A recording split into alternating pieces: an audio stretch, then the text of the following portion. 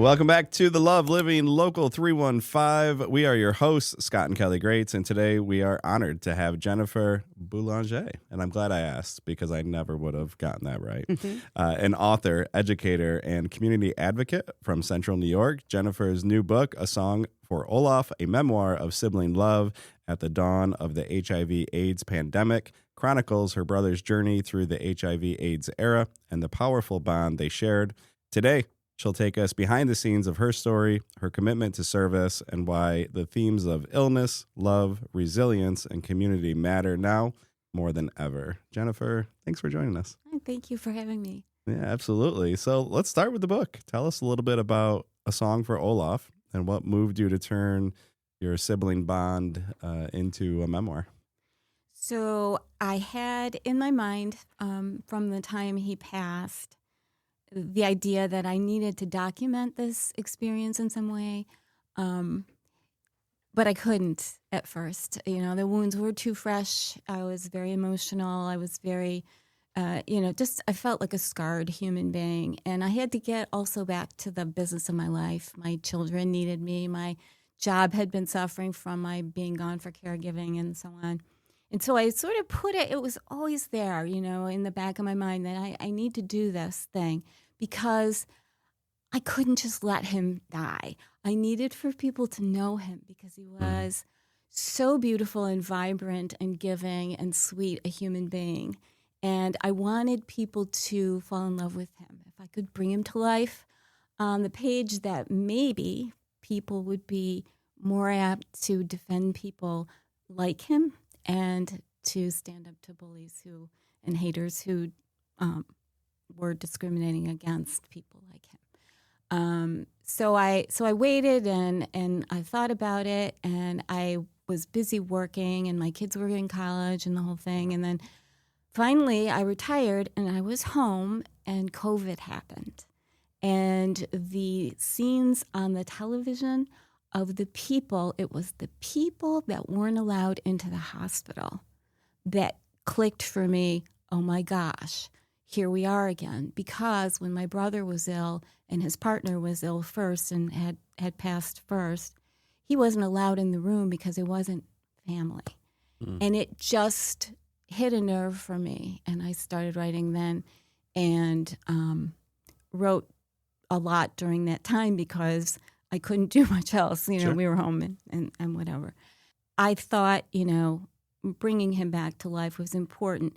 But I also see it as a document of a time and a place in our country's history where, you know, the health needs of a certain population were not attended to, and the media let us down, and people need to know that these things can happen again and to be aware of that. So I was dedicated to getting that word out so that, you know, you fall in love with him, but you also want to inspire love in the form of advocacy, in the form of care for others, in the form of compassion and empathy. So those were my purposes. Yeah. What a great purpose. Yeah, for sure. So were you and your brother, did you always have a close relationship? Oh, yeah. Yeah, I was just putting together this PowerPoint that I'm going to do at MV for World AIDS Day, and I've got pictures of us, and it's just every single picture we're joined at the hip, we're embracing, we got our hands together. I've got my arm around him. He's got, you know, we were always very close. He was very protective of me. He was my mentor. He was the one that gave me all the books. It's why I love literature, why I became a teacher, why I became a writer. And, we just had an unusual closeness, I think, and it lasted our whole lives. And then when he, you know, finally came out to me and told me the story of, you know, what had happened to him, because, of course, he was born in 1951, so you can imagine coming of age at that time and the struggles that he went through just coming out and you know, the feeling of being in the wrong place. I mean, we're in a very conservative community in Rome, New York. It's an Italian-American family, very Catholic. It was a very difficult thing for him. And so we became even closer, you know, as adults, even though we were living in different cities. How many Yeah. years apart are you? 3.5. Okay. Yeah. And other siblings? No. So none. just the two of you. Okay. Yeah, just him. Yeah. Yeah. So let's talk about that. Obviously, he's clearly central to the story. But how would you describe his personality, the relationship you guys shared beyond the illness? Yeah. Well, he was I mean, he was gifted. He was an extremely talented human being. He was very creative. He was musical from the time he was a small child. He was always he had this enormous Hammond organ that my parents bought him, and he learned to play it. And it took over the whole living room because we had a small house. So my dad had to go down in the basement if he wanted to watch TV because it was music all the time. So he played classical music. He played, he had a record collection that encompassed classical music, opera, the Beatles. He introduced me to Joni Mitchell. He introduced me to Crosby, Stills and Nash. He'd come flying in. You gotta hear this. So all the time, day and night, our house was full of music. It was either him playing loudly or his stereo playing loudly. And he became also a singer. He got a Master of Fine Arts, and he was in the Chicago Symphony Chorus.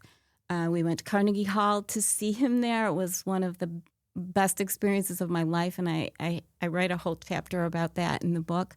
Very joyful experience for our whole family. And he did things like he delivered singing telegrams as his job for a while in Chicago. He was just a performer from day one, and vibrant. And he would write musicals and make my cousins and I perform in them. It was all show, all music, all the time. So it was great. Yeah. Awesome. He also became a teacher. He became a German and Italian teacher, largely because he got interested in the language from opera singing. And then he went and got master's degrees in language and began teaching high school. But he had been an English teacher, first of all, and was my mentor in that regard, too, encouraging me along those lines because I was shyer than he was, far shyer than he was, and unsure of my ability to do it. And he just encouraged me and, tell me to be myself and I'd be fine. And he was right. It took a while, but he was right. I grew into it. That's amazing. And when was he diagnosed? Okay, so he wasn't diagnosed until the 90s. I want to say... So was he still teaching but I at want the to say time? like 92. Yes, He was. Yes, he. By that time, his partner had died. I remember having the discussion with him, because there was a test, Right. and saying, "Why don't you get the test? Because then you'll know, and maybe you can just go on with your life, or if you know early, if there's medications that may help." Yep. And he was adamantly opposed to having the test because people were losing jobs and Discriminated against, for right, sure. being evicted from apartments and everything else. And he was just, no, I'm not going to do that. So, it wasn't until he really started to become ill himself that he finally went and got tested. And then he, started on some Treatments? medications. Yeah, it was called the cocktail back then. Mm-hmm.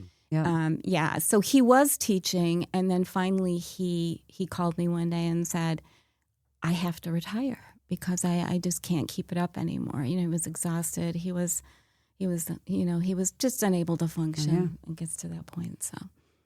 So there's layers to this, and as you're writing, right, you're writing these memoirs, and as to your brother, for your brother, keeping him alive, but there's a bigger story here, right? Yes. And some of the words I jotted down here, about society, health, stigma, service. Yeah.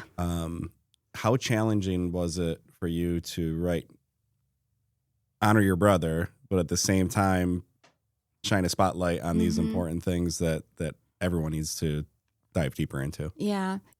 I had a struggle with it in the beginning, and perhaps that's also partially why I postponed writing it, was because he never really came out here locally. And if you notice, his real name is not in the book anywhere. And I did that intentionally because I felt that it wasn't my it wasn't my my place to do that for him. I wasn't sure how he would feel about it, you know. I think it was a struggle there in terms of that coming out story and kind of, you know, our whole family being in the story and the reactions and so on. So there was that part that was a bit of a struggle.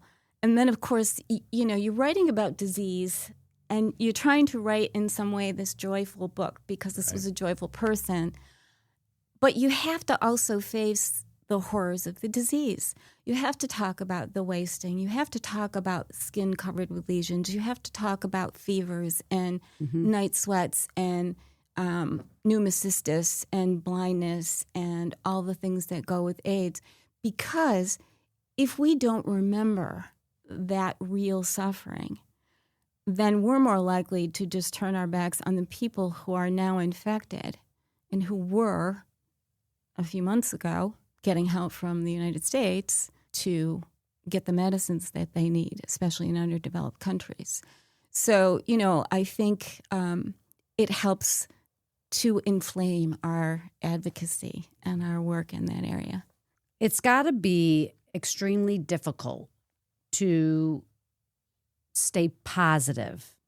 And I feel like that's the work that you're trying to do. You're trying to take your brother's story and hopefully turn it into something positive that other people will not have to go through. Yeah, that's got to be a struggle. I mean, how do you try to stay so positive? Well, it's very difficult. You know, I feel as if there are all these myths about grief. You know, there are you read these books and, well, there are stages and you're just at this stage or at that. No, I don't believe any of that. I believe that grief is ongoing. There are days that I wake up in tears as if it just happened. And it's been years and years, you know, over 30 years. But I think for the most part, the way that you go on is you say, what can I do with this that will make a difference, that would be something that he would want me to do, that would be something that would bring to some other family some relief from the kind of things that we experienced. And so that's what I try to do. It's why I wrote the book. And it's also why right after he died, there was in Utica an AIDS coalition. In fact, they were the ones that gave me a referral when he finally did move back home for care to a doctor at what was then SUNY. It was Upstate Medical Center then. And he got some really good care there. So, I mean, I went after he died and I did their newsletter for a while, you know, and tried to do positive things. I did fundraisers. My college, MVCC, was very kind and let me do fundraisers for World AIDS Day. You know, so I kept it going as much as I could while I was working as well. But I knew eventually I would come around to something hopefully bigger, and that's in the form of my book, Spreading the Word. Yeah. Where do you hope it goes from here? Well, from here, so as I said, I'm doing a presentation at MV on December 1st, which is World AIDS Day. They have some of the panels, you know, the quilt panels that will be on display, and then I'm going to talk a little bit about the book, but also about the state of AIDS research and support today, and also the history of the movements, the activist movements that finally resulted in the medication being available to people. And people, my brother missed it by a year. People started to really be saved in 1995.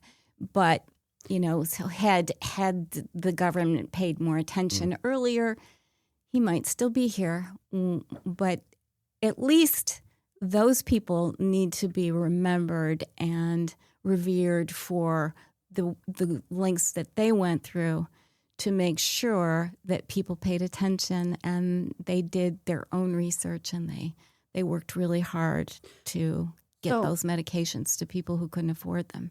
I know you're not a doctor. Well, you are a doctor of Yeah, but I'm not a medical doctor. not a medical No. doctor per se, but how important do you feel it is for early testing and then the medications that we have available today?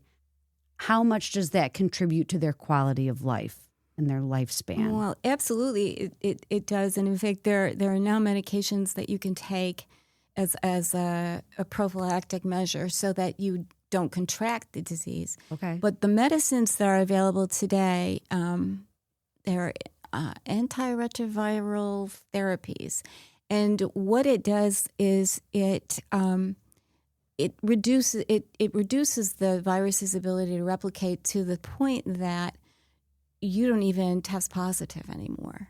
Okay. So there are very powerful medications now that really, have saved so many people's lives that are available, if only we make them available. Mm-hmm. Yeah. Without getting, I guess, too political, it's impossible not to. It's- right, and your demeanor changes. You literally are shaking at points, right, when you tell this, as you should.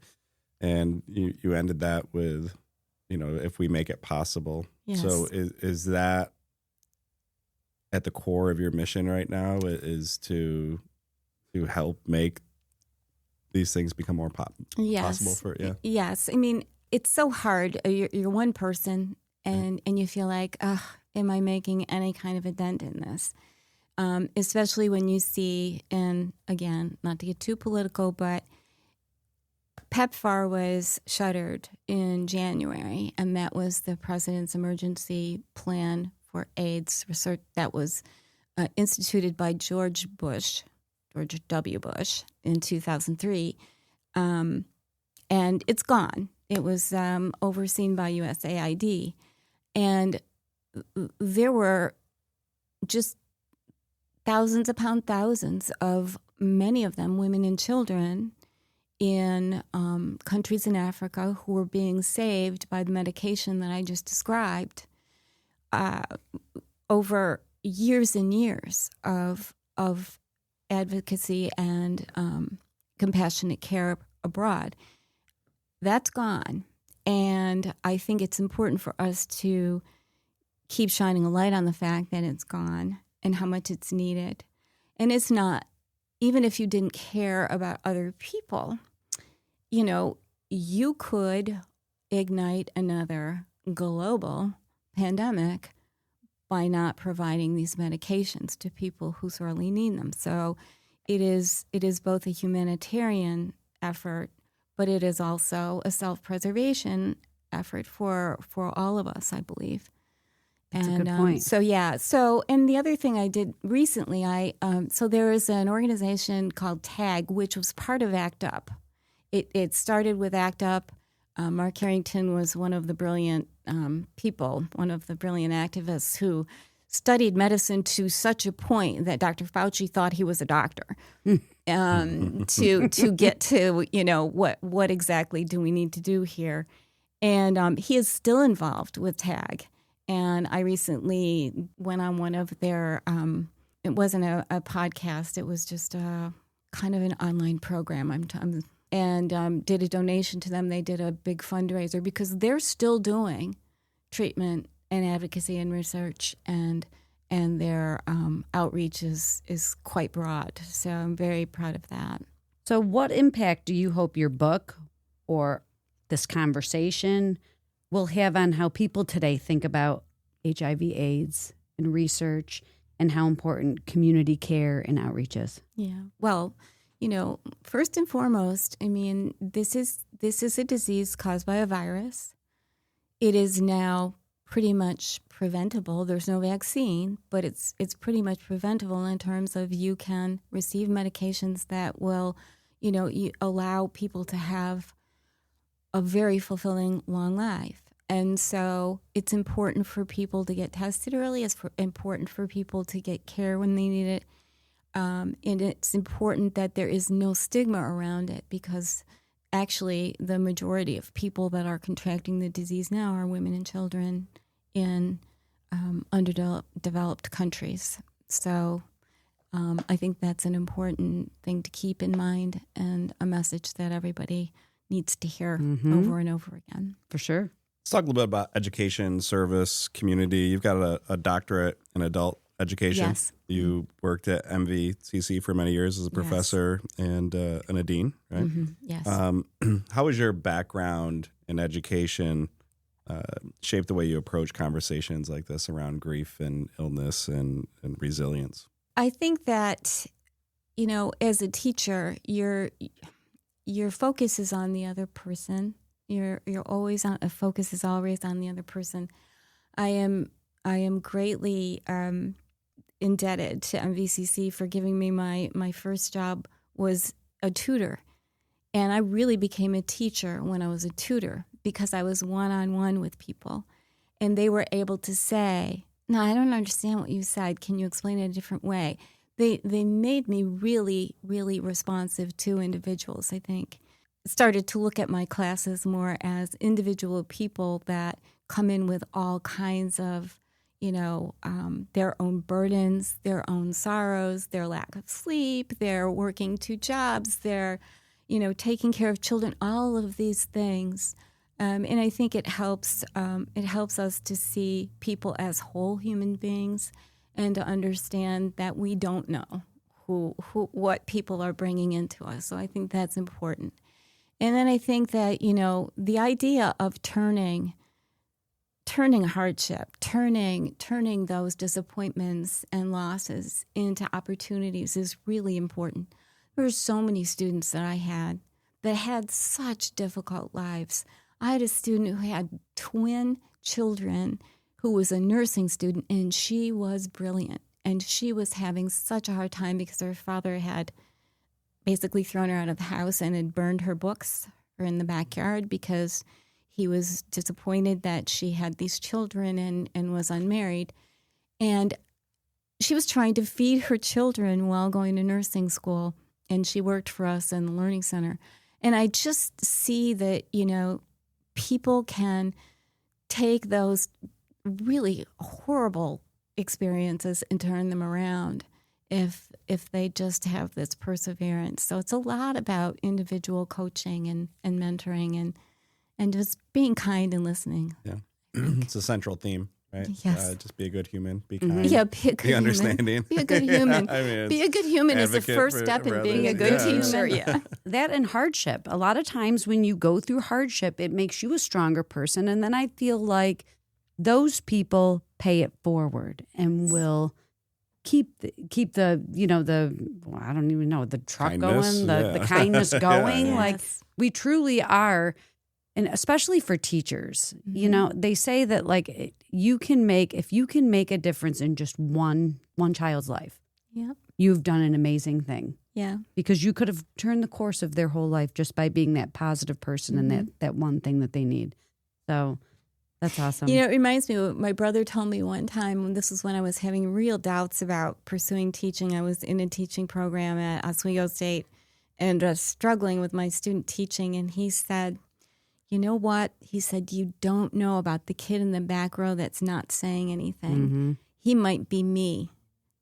He said, "He might be me. Think about that. And you don't know the effect you're having on him because he's too shy to tell you that what you did made him feel seen." And it just stuck with me. Well, if I'm talking about it now, what was I, 20 years old when he said that to me? Right. So 50 years later.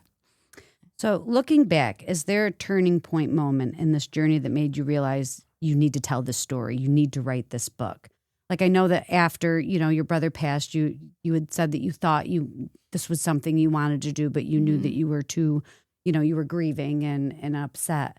Was there a point where you're like, I'm going to do this? Yeah. After I retired, I kept messing around with it, and I'd start writing something, and then I'd do something else for a while. But it was really, it was COVID. It was being shut in, and it was seeing those scenes on the TV that got me thinking, this is when I need to write this. But I have to say, so even while I worked at MV, I was always the one that wrote the stuff, It's like when there was a writing.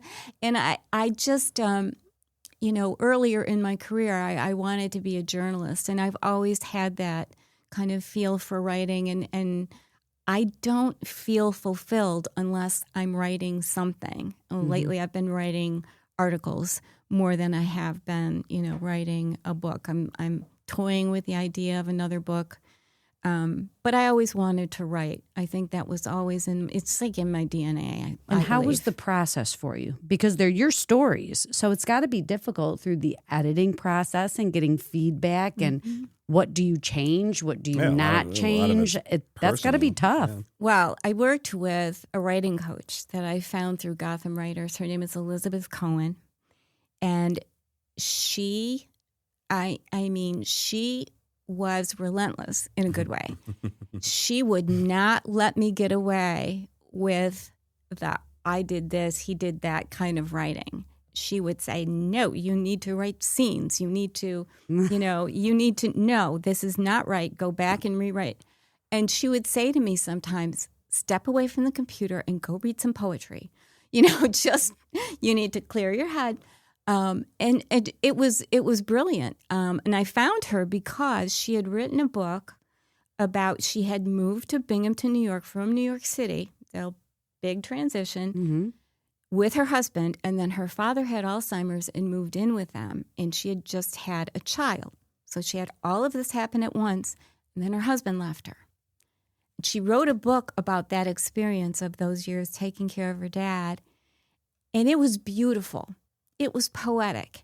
It was not a book that made you feel, I feel so sorry for her. Yeah, I feel bad for this person. Because she made it was so amazing. The child started acquiring language while the father was losing it. And somehow they found a way to connect.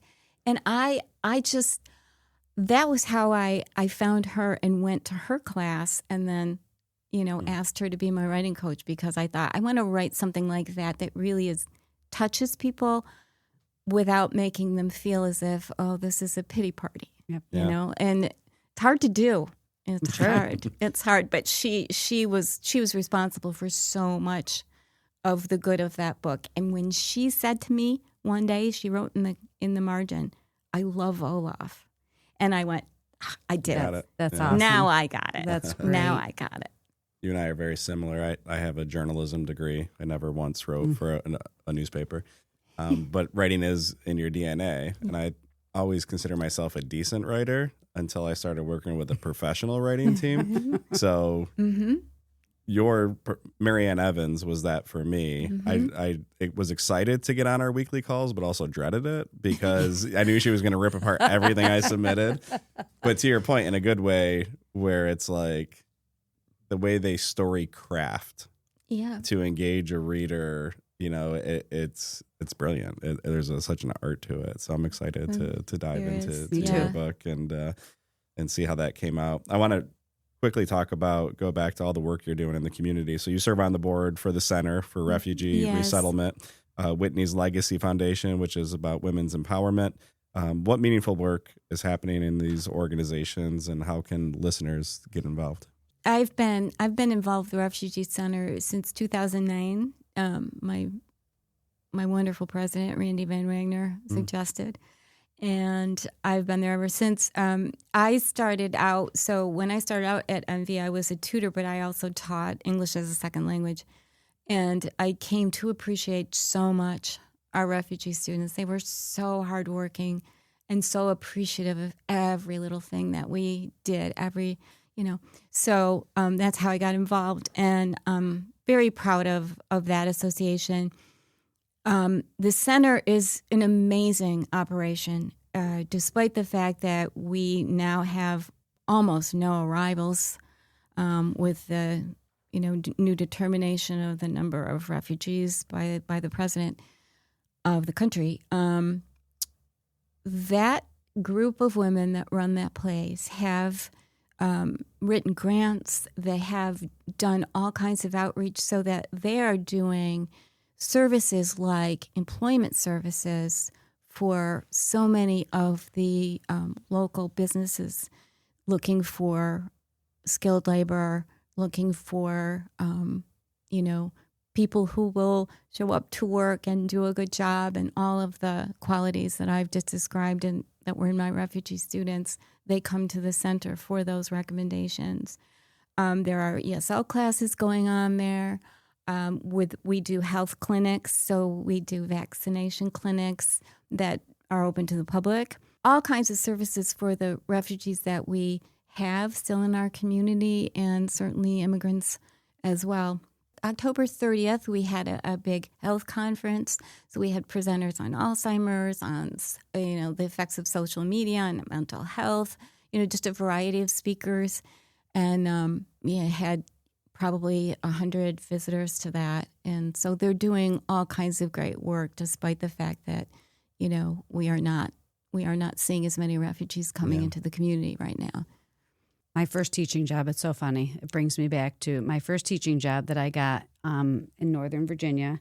I interviewed for a position earlier in the summer, and, they called me and they said, we were very impressed with you. However, we gave the job to somebody else. Fast forward to the end of, it was actually the beginning of September, and they called me and they said, we need to add a section of first grade. We would love for you to be.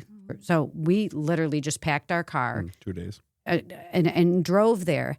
In my classroom, I was in Manassas, Virginia.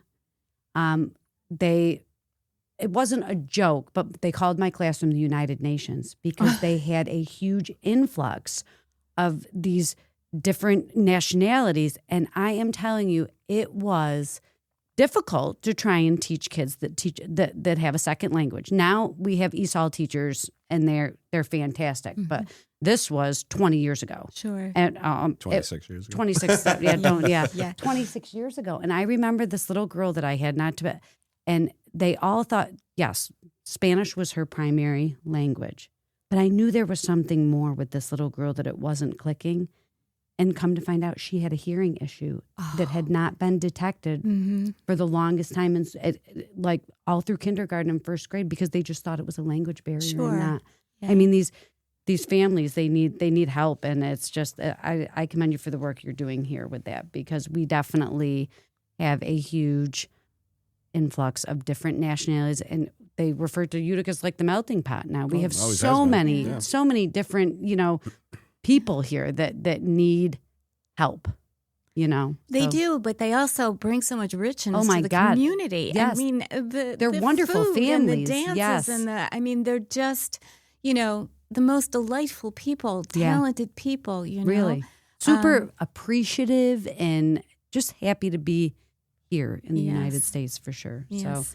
So another thing that I think I read in your job form is about ectopic pregnancies too. So you want to talk about that? Yeah. So I'm on the board of Whitney's Legacy, which is a foundation that we started in honor of Whitney Grogan Vega. She was actually a student at MV, but I knew her since she was a child. I've been friends with her mom since she was a child. And so I watched her grow up. And then when I was at MV, it happened that I was her dean in the school that she was in. So, we became even closer, and I would do things like write her letters of reference and so on. Whitney died in 2023, December 12th, of an ectopic pregnancy. She did not have the usual symptoms. She just had extreme nausea, so she didn't recognize that what was going on was the ectopic pregnancy. Mm-hmm. And so, by the time the ambulance came, it was too late, and we lost her. And she was 32 years old.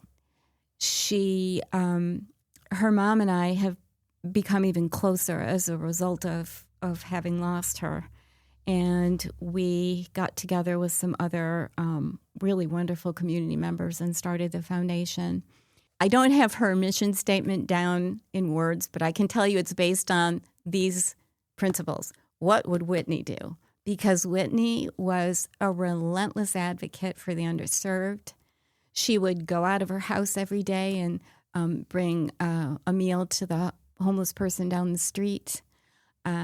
She was all about standing up for those who were treated unjustly.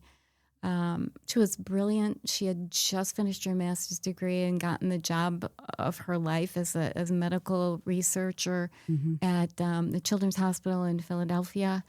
I mean, 3 weeks she was on the job, and then she passed. And I had written her a reference, and we were going back and forth. In fact, it was Thanksgiving time, by text, and she texted me to say that she had gotten the job.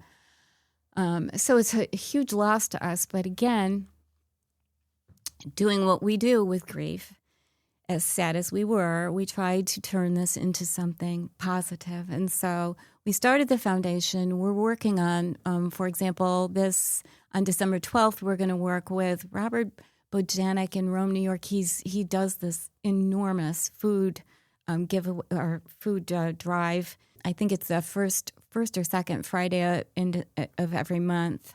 This past month, I think there were 800 families served. And so we're going to do a donation, maybe go shopping and see if we can get someone in the foundation to help out with that. We also support women who are in states where they might get turned away from hospitals because the doctors now are afraid to perform the kinds of treatments that are needed for ectopic pregnancy and sometimes miscarriage. So we're working with a company that transports them to a friendlier state where they can get the care they need.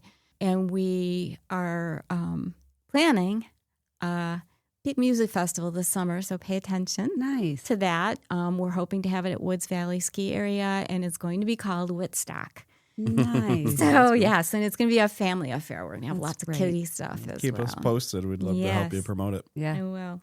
We end all of these. This one's a tough transition. We had a very rich, meaningful, needed conversation with you today, Jennifer, but we end with some rapid fire questions. And we'll hit you with those and wrap this up, all right? Okay. So let's talk about, I hate one word, but I'm going to ask you one word to describe your brother. Vibrant. Okay. Favorite place in central New York to recharge? Oh, home. I'm a homebody. I need my fireplace, my book. You kind of just answered this one, but favorite way to give back to this community? All of them. Well, and you do Yeah. plenty. I guess the writing and the response of people. So the book. Writing at night or writing early in the morning? Early in the morning, but not so early that I haven't had a few cups of coffee. So early, yeah. A phrase you tell yourself when a task or moments feel overwhelming. Olaf would tell me to be myself and keep keeping on, so I do. Yeah. One book every listener should read this year. I have so many favorites. I love this book that I read recently called My Friends. Okay. And it is also a book about grief, but about the bonds of friendship that pull people through. And it speaks to the feelings of grief so profoundly that I think it's a beautiful book. Well, I'll give you a plug, right? So the book is out. It's a song for Olaf. And so that's a book that everyone here locally should pick up as well.